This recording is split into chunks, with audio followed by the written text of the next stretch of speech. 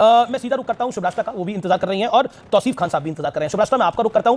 क्या आपको लगता है कि जो बातें बोली गई, जो लोग अपने आप को हिंदू कहते हैं, वो 24 घंटे हिंसा हिंसा हिंसा, नफरत नफरत नफरत, असत्य असत्य असत्य? तो चलिए शुरू करते हैं। और जो लोग अपने आप को हिंदू कहते हैं, वो 24 घंटा हिंसा हिंसा हिंसा, नफरत नफरत नफरत। आप हिंदू हो ही नहीं। ये विषय बहुत गंभीर है। पूरे हिंदू समाज को हिंसक कहना ये गंभीर विषय है। नहीं नहीं नहीं नहीं नहीं, नरेंद्र मोदी जी पूरा हिंदू समाज नहीं है, बीजेपी पूरा हिंदू समाज नहीं है। शोर शराबा कर इतने बड़े वाकया को छिपाया नहीं जा सकता। विपक्ष के नेताजी ने कैटेगोरिकली कहा है कि जो अपने आप को हिंदू कहते हैं वो हिंसा करते हैं। करोड़ों लोग अपने आप को गर्व से हिंदू कहते हैं, गर्व से हिंदू कहते हैं। किसी भी विषय पर बोलो तो सिर्फ और सिर्फ झूठ बोलो। ओम बिरला ने इस पर रिएक्ट करा और प्रियंका गांधी ने भी इस पर रिएक्शन दिया। उन्होंने बोला कि मेरा भाई हिंदुओं का अपमान तो कर ही नहीं सकता, मेरे भाई ने बीजेपी के बारे में बोला है और बहुत स्पष्ट बोला है। बीजेपी पे आप आरोप लगाइए, लेकिन क्या Hindu is equal to BJP and BJP is equal to Hindu है? ये तो नहीं है ना शुभराष्ट्र। आमिष जी, ये बात बोलने की, इस बात के स्पष्टीकरण की जरूरत बहन को पड़ी क्यों? तेरा तो गेम बजाना पड़ेगा। क्या भाई के पास जब इतने बड़े शब्द हैं, उनके पास इतना बड़ा विचार है कि वो समस्त हिंदू समाज पर कह रहे हैं, तो क्या उनके पास ये शब्द नहीं था कि भाजपा के हिंदू अगर कह देते तो मामला पॉलिटिकल रहता? पर राहुल गांधी ने जानबूझकर भाजपा के हिंदू नहीं कहा, संघ के हिंदू नहीं कहा, क्योंकि वो समस्त हिंदू समाज को टारगेट करना चाहते हैं। और ये प्रथम दृष्टया हुआ हो ऐसा नहीं है आमिष जी। आप याद कीजिए, इसके पहले एक और चुनाव का मौसम था, यही राहुल गांधी थे जिन्होंने कहा था कि हिंदू जो है वो आखिर मंदिर क्यों जाते हैं, वो लड़कियां छेड़ने जाते हैं। इस बयानबाजी में बताइए कहां पर हिंदू और भाजपा के आरएसएस की बात हो गई थी? कि भक्ति और पागलपन में अधिक अंतर नहीं होता। सांसारिक दृष्टि से देखो तो भक्त पागल ही जैसा दिखाई देता है। ये राहुल गांधी का पैटर्न है, हिंदू समाज को गाली देना। और मैं इनसे क्या उम्मीद कर सकती हूँ? आप जब हम छोटे थे तब से लेकर के अभी तक 2008 का कंधमाल वायलेंस देख लीजिए। आप 2013 में यही समाजवादी पार्टी की सरकार थी, सेंटर में कांग्रेस की सरकार थी। क्या हम भूल गए मुजफ्फरनगर में क्या हुआ था?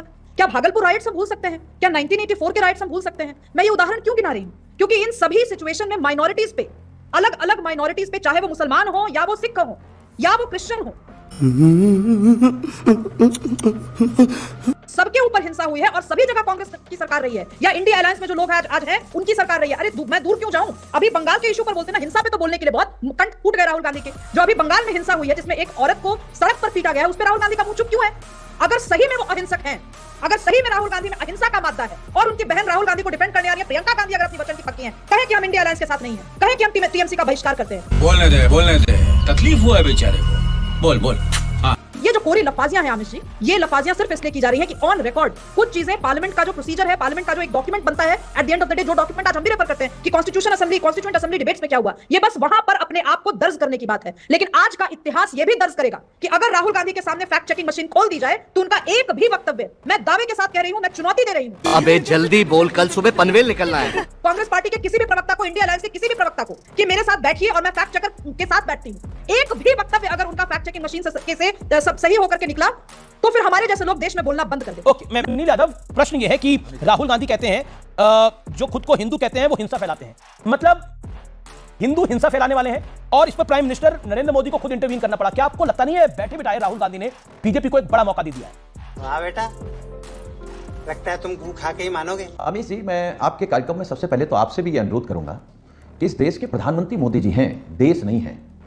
अगर विपक्ष ने कहा कि जो लोग अपने को हिंदू कहते हैं और नफरत फैलाते हैं, नफरत की बात करते हैं, वो हिंदू नहीं हो सकते हैं, तो पूरे हिंदुओं को तकलीफ हो गई। हम लोग हिंदू नहीं है क्या? ये जो पीडीए है वो हिंदू नहीं है क्या?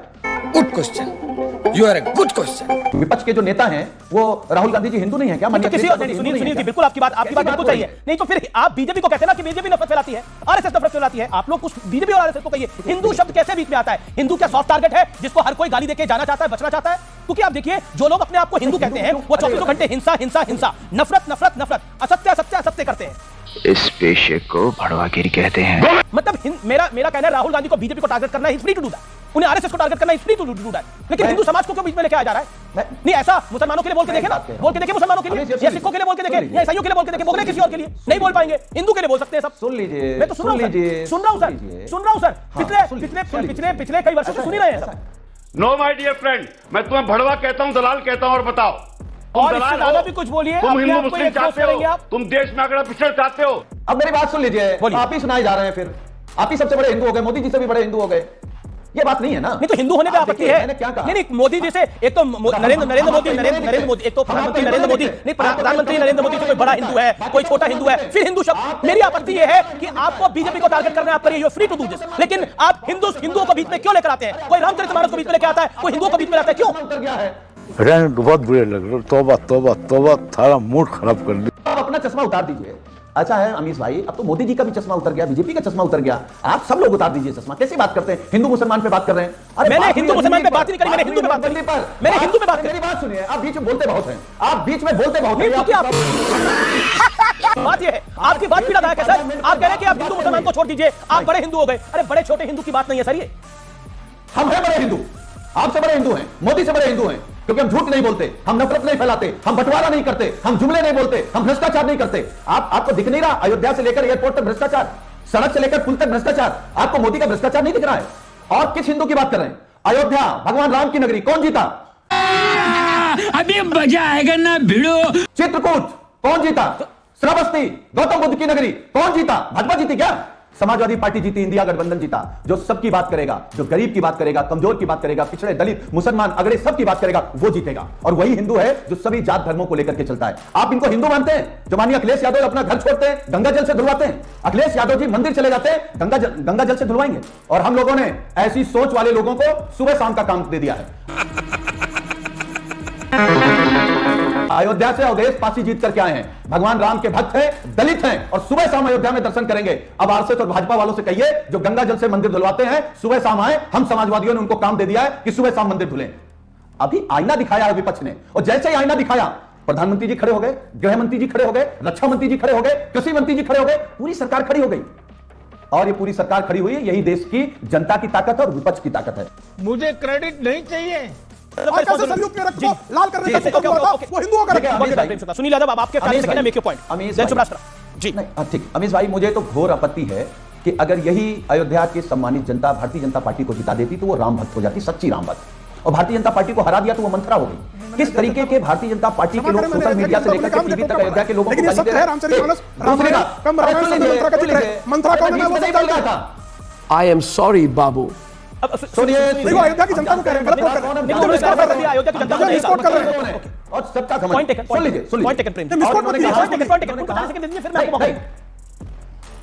अच्छा, मैं तो आपके कार्यक्रम में अमीश जी कह रहा हूं, मैं इनसे बड़ा हिंदू हूं। ये कह रहे हैं कि जय सिया राम, हम 100 बार बोल रहे हैं कैसे मुझसे बड़ा? अरे जय सिया राम किसको बोले? सब बराबर है। महात्मा गांधी को मारने वाले नाथूराम गोडसे से बात, मैं आपको बताइए, नाथूराम गोडसे मुद्दा बढ़िया था गुरु। कैसे बड़ा हिंदू? क्या मानदंड क्या है? बड़ा हिंदू होने का मानदंड क्या है? कैसे बड़ा हिंदू है? आपने बोला ये सिद्ध करिए। वो कह रहे हैं कि आप, ना मैं आपसे बड़ा हूं, ना मैं आपसे छोटा हिंदू, मैं आपके समान हिंदू हूं। आप कैसे कह रहे हैं कि आप बड़े हिंदू हैं? सिद्ध करिए। नहीं, हमसे छोटे हिंदू हैं। ओके, कैसे बताइए? हम छोटे, ये हमसे छोटे हिंदू हैं, क्योंकि इस आप तो मोदी जी को भी छोटे, आप बकरी चोर आजम चरण होते हैं, इसलिए बड़े हो गए। ठीक, अब क्यों हो गए बड़े? बताइए ना। जाइए, बकरी चोर आजम खा के चरण चाट के गाल पे तमाचा मारा है। क्यों ऐसी भाषा बोल रहे हैं कि दूसरे गाल पे भी जनता तमाचा मारा है? सुन बेटे, अरे गाल पे तमाचा 5 से 5 तक तक आपके 37 ऑर्डर पकड़ रहे हैं। हमारे 73 भी हम सीमा में थे। आप हिंदुत्व के नाम पर चोरी करते हो, हिंदुत्व के नाम पर बेईमानी करते हो, हिंदुत्व के नाम पर जमीन घोटाला करते हो, हिंदुत्व के नाम पर जमीन चोरी करते हो। आप बकरी चोर के घोटाला चरण चाटक को ऐसे शब्दों का प्रयोग कर रहे हो। क्या करूं, मुझे बताइए। ये बकरी चोर का चरण चाटक है, ये महाभारती को डायर कहने वाला, कलंकी के तलवे चाटने वाला, ये कहूं मैं? क्या भाषा नहीं है? भाषा की मर्यादा दोनों तरफ से रहनी चाहिए। बहुत मजा आ रहा है यहाँ पे, क्या लबे सीरीज सा लग रहा है, दिल गार्डन तो। सुनील यादव, एक पॉलिटिकल स्कोर आप लोग सेटल करना चाहते हैं, लेकिन ऐसा लग रहा है कि अवधेश पासी के थ्रू अयोध्या करके आप बीजेपी को चिढ़ाने का प्रयास कर रहे हैं। Is that true? देखिए, अयोध्या हार गई। नहीं, अभी आपने लाइन दिखा, चित्रकूट हारे, चित्रकूट हारे। ऐसे तो 9 देवियां जहां भारतीय जनता पार्टी जीत गई। भारतीय जनता, माता चिंतपूर्णी, माता ज्वाला जी, मां वैष्णो देवी, मनसा देवी, सारी 9 देवी। अरे सुन लीजिए, सुन लीजिए। बाबू आपने थाना थाया। अभी जब ये भारतीय जनता पार्टी का प्रवक्ता पासी समाज को लेकर के टिप्पणी कर रहा था, पालक समाज वो, आप गौपालक समाज है यादव को गौपालक समाज कहेंगे नहीं, क्या बताइए मुझे? अच्छा, आप क्या पालक समाज पास क्या है? मैं भी आपका मूल काम क्या है? मैं भी आपका मूल काम क्या है? गौपालक समाज का हूं। कहां से गौपालक? क्यों नहीं है? मेरे अपना काम बताओ ना। और मेरे पहले जहां से शुरू होता मेरा वंश घर को नहीं, अभी गौपालक हम दक्षिणा लेने वाले लोग हैं, हम ये गौपालक समाज। चुप हो जाओ, चुप हो जाओ। और नीचे जो वो सब्सक्राइब का बटन है ना, उसको हिट करो।